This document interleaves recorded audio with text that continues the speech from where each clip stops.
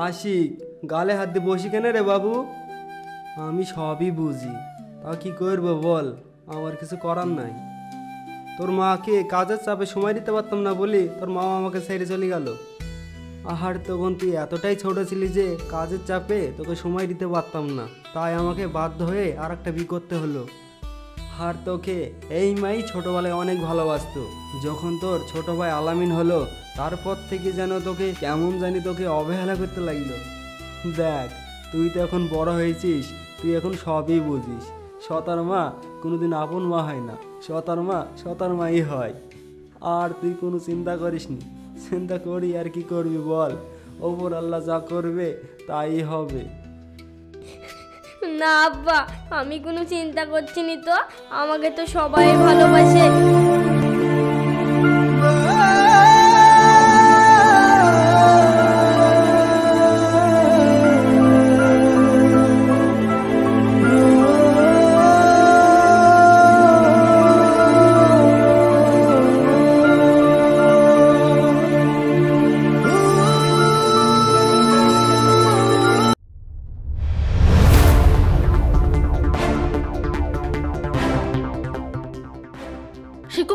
সকাল হতে না হতে কোথায় কি বসে আছে, ঘরে কোনো কাজ করবো না, শুধু বাড়ি গিয়ে বসে থাকবে। আর কোথাকার মুখ পুরি ছাড়া বের করে থুই গেছে, আর যত হয়েছে আমার জ্বালা।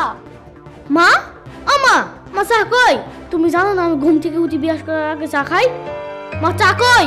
ও মধু, আমার মনে ছিল না, দাঁড়াও দিছি।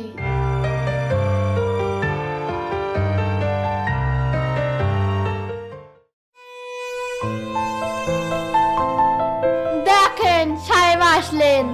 আসেন সাহেব, বসেন, আপনার হাত পা ধুই দি, ধূপ দিনু দি। যত সব আপদ আমার কপালে জোটে। মা, আমার সকাল থেকে কিচ্ছু খাওয়া হয়নি, আমি একটু চা করে খাবো। উল্লি বাবলে, উনি এখন চা করে খাবেন? ও দাও, এখানে হাটের ব্যাগটা পড়ে আছে, আগে হাটটা করে লাসকা, তারপরে এসে জাগলার গিলবি। সেই মুখ পুরি ধম্মে সাত তরিকে থুই গেছে, আর যত হচ্ছে আমার জানের জ্বালা। উনি আবার চা গিলবেন। আমায় ভাসাইলি রে, আমায় ডুবাইলি রে, অকুল দরিয়ার বুঝি কুল নাই রে।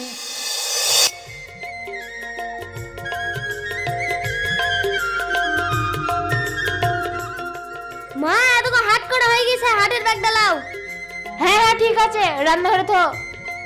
মা, তাইলে এবার একটু চা করে খাবো। না না, এগুলো চা করে খেতে হবে না, এত ভাত চড়িয়ে একটু পরে এসে খাই যাস। ঠিক আছে মা।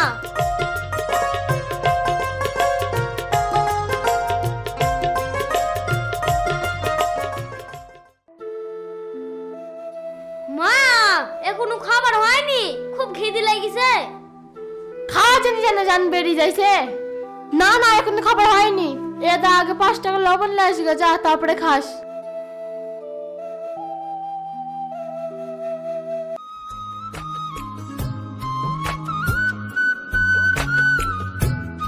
মধু, তোমার মুখটা শুকনো শুকনো লাগছে কেন?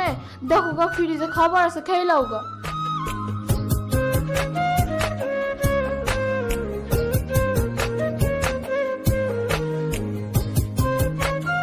মা, এখনো খাবার হয়নি? হ্যাঁ হ্যাঁ, খাবার হয়ে গেছে, আগে তোর আব্বাকে খাবারটা মাঠে দেয় গা, তারপরে এসে খাস। ঠিক আছে মা, দাও।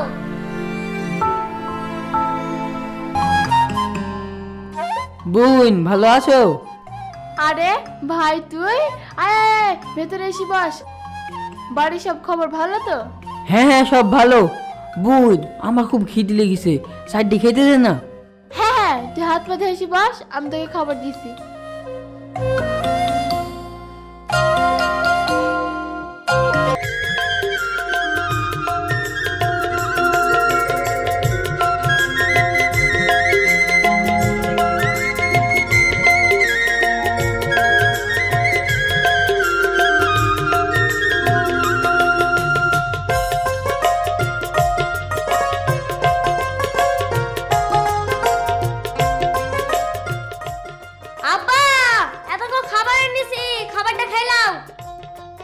ঠিক আছে, ওইখানে থুই দে।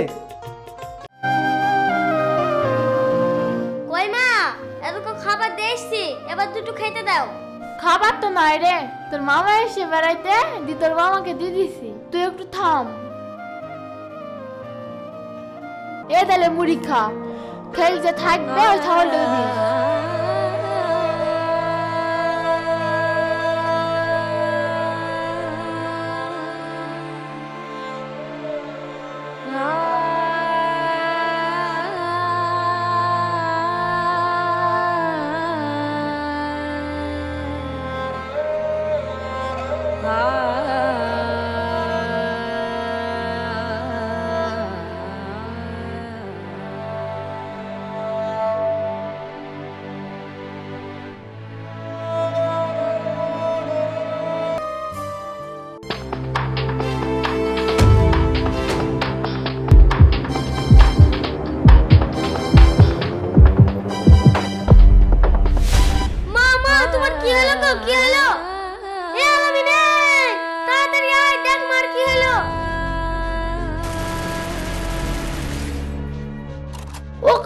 পায়ে একটু ওষুধ খেয়ে পড়ে গেছে মনে হয়।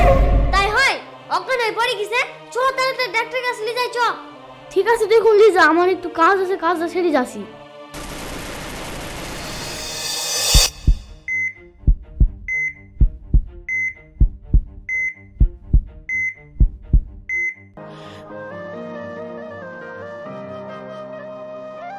মা, এখন তোমার শরীর কেমন আছে? সর তুই আগে সর আমার চোখের সামনে থেকে। এ কি করছেন আপনি? এ আপনি কেমন মা, যার জন্য আপনি জীবন ফিরে পেলেন, তার সঙ্গেই আজ দুর্ব্যবহার করছেন? এ আপনার কেমন বিচার? ডাক্তার বাবু, আপনি আমার মাকে কিছু বলেন না প্লিজ, আমি চলে যাচ্ছি। আজ সবার মুখ বন্ধ করতে পারলেও আমার মুখ বন্ধ করতে পারবি না তুই। আর কত অত্যাচার সহ্য করবি তুই? কি এমন মহান কাজ করছে তাই তোমার মুখ বন্ধ করতে পারবে না? কি করেনি সেটা বলো। দিনের পর দিন তোমার অত্যাচার সহ্য করে আসছি। তুমি যেটাই বলেছো সেটাই করেছি। উঠতে বললে উঠেছে, বসতে বললে বসেছে। তার বদলে তোমার কাছ থেকে কি পেয়েছে? অবহেলা, আঘাত, দুঃখ আর মুখ ঝামটা। এছাড়া কি দিয়েছো তুমি তাকে? আপু চুপ করেন। তুই চুপ কর, আজ আমাকে বলতে দে। তুমি জানো তোমার দুটো কিডনি ড্যামেজ হয়ে গেছিল।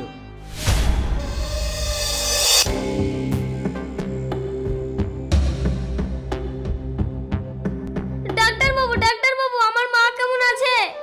পেশেন্টের অবস্থা খুবই সিরিয়াস। আচ্ছা, এখানে পেশেন্টের বাড়ির লোক কে আছে? ডাক্তার বাবু, আমি ছেলে, কি হয়েছে বলেন? পেশেন্টের অবস্থা খুবই সিরিয়াস, ইমিডিয়েটলি পেশেন্টের কিডনি লাগবে। পেশেন্টের দুটো কিডনি ড্যামেজ হয়ে গেছে। পেশেন্টকে যদি বাঁচাতে চান তাহলে আপনাদের মধ্যে একজনকে ইমিডিয়েটলি কিডনি ডোনেট করতে হবে, তা না হলে বাঁচানো অসম্ভব। না না, আমি কেটে নিতে পারবো না, আমার ফোন এসছে। হ্যালো হ্যালো, কে? ডাক্তার বাবু, আমি আমার মাকে কিডনি দিয়ে বাঁচাবো। তাহলে আপনি এক্ষুনি ভিতরে আসুন। ও বাপ, আমি তোকে চিনতে পারিনি বাপ, আমি তোকে চিনতে ভুল করেছি বাপ, পারলে তুই আমাকে ক্ষমা করে দে বাপ। আয় বাপ, তুই আমার বুকে আয়।